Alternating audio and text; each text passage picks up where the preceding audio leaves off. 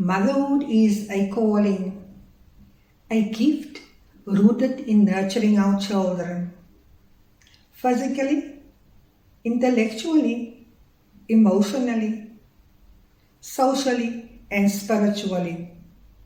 You, Mom, you are a beautiful expression of God's love for your child.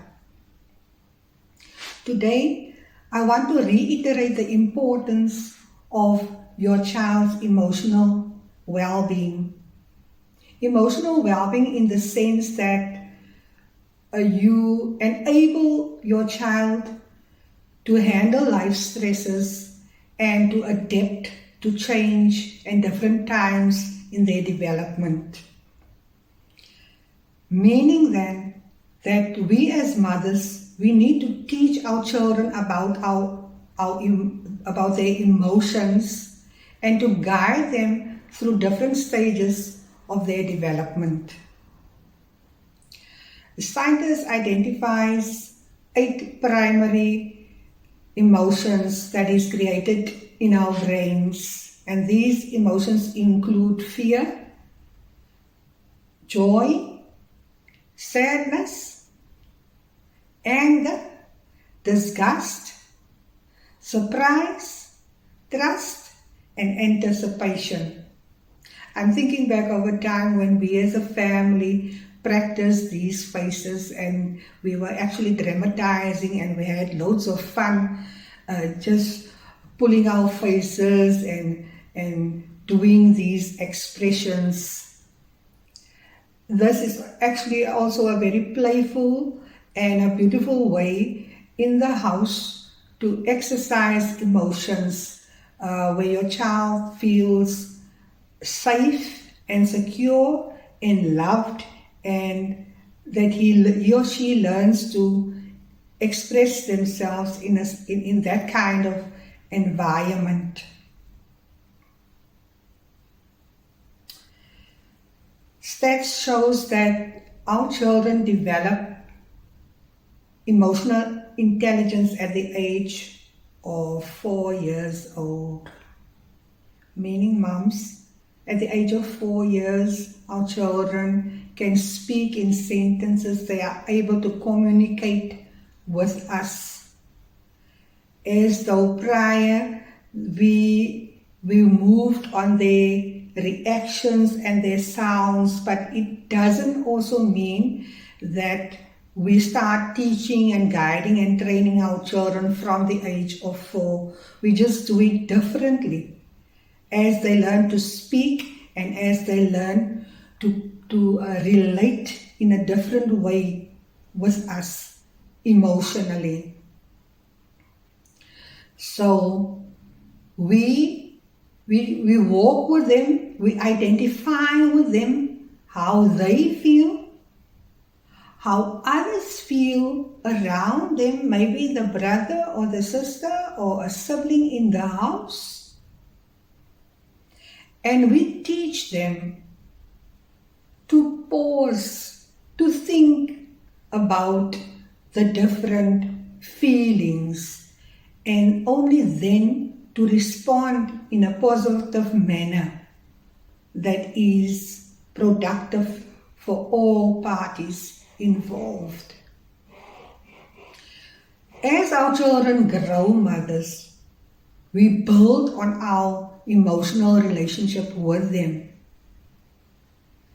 According to psychologists, our strongest emotion is that of love. Meaning, moms, if we model with a heart that guides, that teaches, that corrects, that punishes our children in love, chances are big that we can influence them in a positive manner. And then in turn, they will be able to translate their own experience at home to others in their social environment, where they go to school, where they go to church, wherever they go to in society. They will be able to share that experience with others. This kind of teaching can only build strong and healthy emotional relationships, and it helps our children to overcome feelings of anger.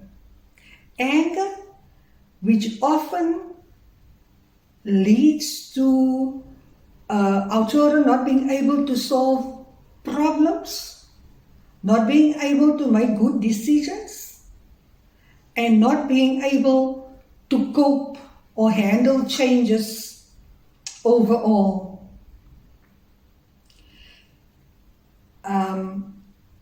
Just a word of precaution or caution, moms, is that anger is seen as a secondary emotion that manifests due to pain. So it is triggered by primary emotions such as fear, as loss, and sadness. Our children often experience these emotions at home from a young age, like for example losing a dog or losing a cat, and then having these feelings. And if we as moms, if we don't address these feelings, if we don't allow our children to speak to us about their feelings, it can manifest in anger, and we want to prevent that. We want to prevent our children from becoming angry. Even though we are not always able to do that, but we need to put in place coping mechanisms, things to help them on their journey. We as moms, our roles, our calling is very profound. We need to teach our children how to bounce back, how to be resilient. We need to get them to attain emotional stability. They must be able to, first of all, identify their own emotions and the emotions of others. They need to know what triggers them, what makes them sad, what makes them happy, what makes them angry. And then they need to respond in a healthy way. Some keys to mental and emotional well-being include simple things, moms, like getting them into a good sleeping routine, getting them to eat healthy, and getting them to exercise. Because eventually, if the child doesn't eat healthy, he will get sick, or there's weight problems. The same with not getting exercise or not getting good sleep. So moms, I'm just thinking back of myself, and as a mother, I have failed so many times, and I'm just merely here to encourage us that we are not known for how many times we fall down. We are known for how many times we get back up there and just do it all over again. So regardless of what age your child is, build on that emotional relationship. Let the child know that you are there for them. Let them know that you love them with a genuine and an unconditional heart. And let us keep our emotional relationship with our children strong and healthy. Thank you for checking in, moms. Till next time.